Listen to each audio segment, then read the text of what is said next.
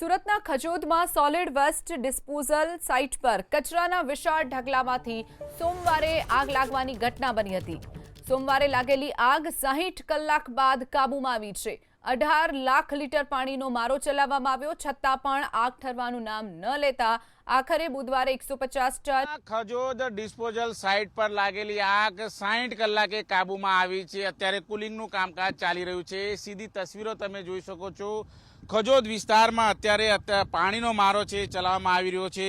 જે પ્રમાણે અત્યારે હાલ 18 લાખ લીટર પાણી છે એ અત્યારે મારો કરાવ્યા બાદ અત્યારે પાણી છે એ અત્યારે સતત મંગાવવામાં આવી રહ્યું છે। અને ખજોદ ડિસ્પોઝલ પ્લાન્ટમાં જે પ્રમાણે ભીષણ આગ લાગી હતી એ કાબૂમાં તો આવી ગઈ છે, પરંતુ હજી પણ કુલિંગનું કામકાજ છે અત્યારે ચાલુ છે। કચરાનો ઢગલા છે ઠસોઠસ હોવાથી આગ પર કાબુ મેળવવો મુશ્કેલ પડી રહ્યું છે। ત્યારે ખજોદ ડિસ્પોઝલ સાઇટ પર જે પ્રમાણે ગત સોમવારે સવારે કચરામાં આગ લાગી હતી ત્યારે દ્રશ્ય જોઈ શકાય છે। ચારે તરફથી પાણીનો મારો ચલાવવામાં આવ્યો છે અને 18 લાખ લીટર અત્યાર સુધીમાં પાણી છે એનો મારો ચલાવી ચૂક્યા છે। ખજોદ ડિસ્પોઝલ સાઇટ પર જે રીતે આગ લાગી છે ત્યારે કચરામાં લાગેલી આગ એટલી હદે પસરી ગઈ હતી કે ફાયર વિભાગના જવાનોને આગ ઓલાવવા માટે પણ જહેમત ઉઠાવવી પડી હતી। 60 કલાક સુધી આ આગ ચાલુ હતી ત્યારે સતત પાણીનો મારો ચલાવવામાં આવ્યો। ખાસ કરીને 78 જેટલા ફાયરના જવાનો મહેનત કરી છે અને આગને કાબૂમાં લીધી, પરંતુ હજી પણ જે પ્રમાણે ધુમાડા જોવા મળી રહ્યા છે ત્યારે આગ છે એ ફરી લાગે તેવી સંભાવનાને લઈને ફાયર વિભાગની ટીમને અત્યારે હાલ ખડે પગે રાખવામાં આવે છે। અનેકવાર આગ ઓલવાઈ ગઈ ત્યારબાદ થોડા સમય બાદ ફરીથી આગ ભભૂકી ઉઠે છે ત્યારે મુશ્કેલી સર્જાતી હોય છે।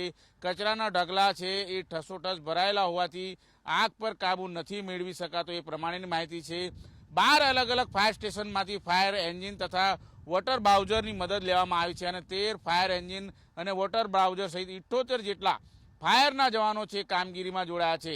જે પ્રમાણે ડાયમંડ બુશ, કલરટેક સહિતના આસપાસના ઔદ્યોગિક એકમોમાંથી પણ અત્યારે હાલ પાણી પુરવઠો લેવામાં આવી રહ્યો છે। ત્યારે 12 જેટલા પોકલેન્ડ મશીનની માટીથી છંટકાવ પણ કરવામાં આવી રહ્યું છે। જે પ્રમાણે ખજોદ ડિસ્પોઝલ સાઇટ પર 1 મહિનાથી અત્યારે હાલ વિવાદ જોવા મળી રહ્યો છે।